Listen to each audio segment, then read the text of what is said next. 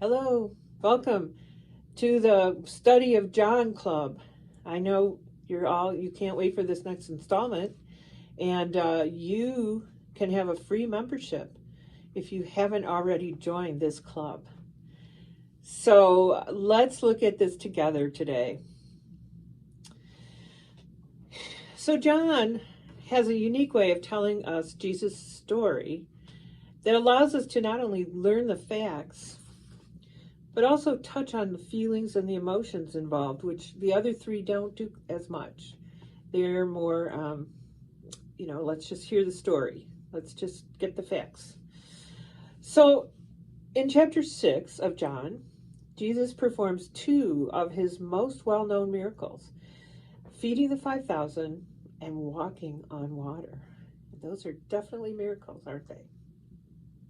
So when the 5,000 were fed, and Matthew, interestingly, tells us that the 5,000 didn't include women and children, because not much was said about women and children in any sort of writing at that time.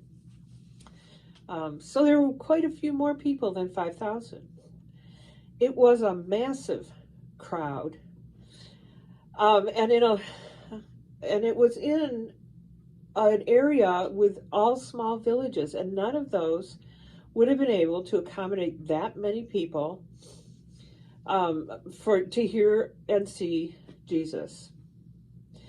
So John said they were following Jesus because they had seen the signs that he was doing on the sick. In other words, his healing. And so they came for Jesus' preaching and healing.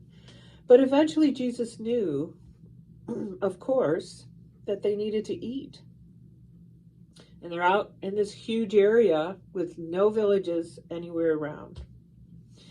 So his disciples couldn't even remotely see a way to feed this crowd.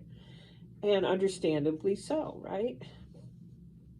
But when a generous boy gave Jesus several loaves of bread and 2 fish, and that's some faith right there that he would even offer that, Jesus created a feast, reminding the disciples that Jesus was the creator of the world and could make abundance out of very little. Well, after people sat in groups of 50, Jesus took the bread, gave thanks to God. What does that sound like? Communion, right? And he and his disciples fed the people. Now, Jesus was not only meeting an immediate need, but also confirming his role as Israel's Messiah. And even though word kept traveling about Jesus and thousands had seen his miracles and heard his preaching and teaching, he wasn't the kind of Messiah that Israel wanted or expected.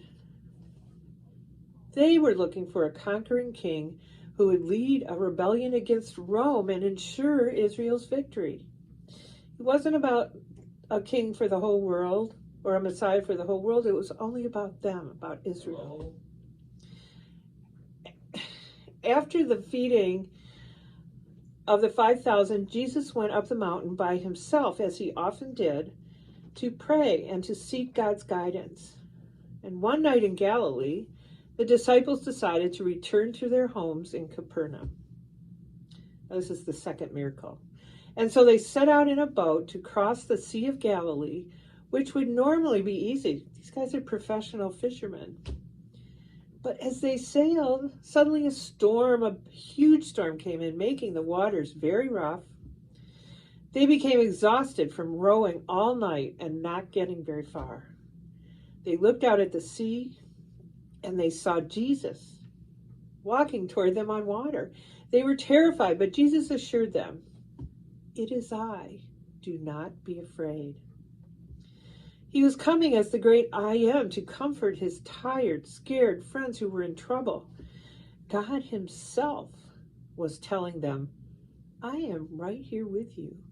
You do not need to be afraid."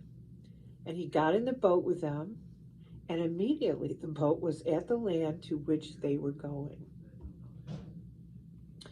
Throughout the book of John, Jesus says, "It is I, and do not be afraid."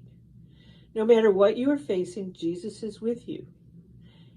And he is more powerful than anything that might frighten you. And so keep that in mind. We all need to be reminded of that sometimes. So here's a question. Have you ever sat down to a wonderful meal only to have little appetite because you had filled up on junk food earlier? Anybody been there? I have. The same thing can happen to us spiritually. God made us to long for him. Longings to belong, to have purpose, to be seen and known, to be secure are indicators of spiritual hunger. Jesus wants to satisfy them all. But sometimes we fill up on junk food instead of feasting on the bread of life and living water. Take some time to talk to God about your spiritual hunger. If you've filled up on the wrong things, confess that to him. Ask him to intensify your hunger and thirst for him. And then taste and see that the Lord is good.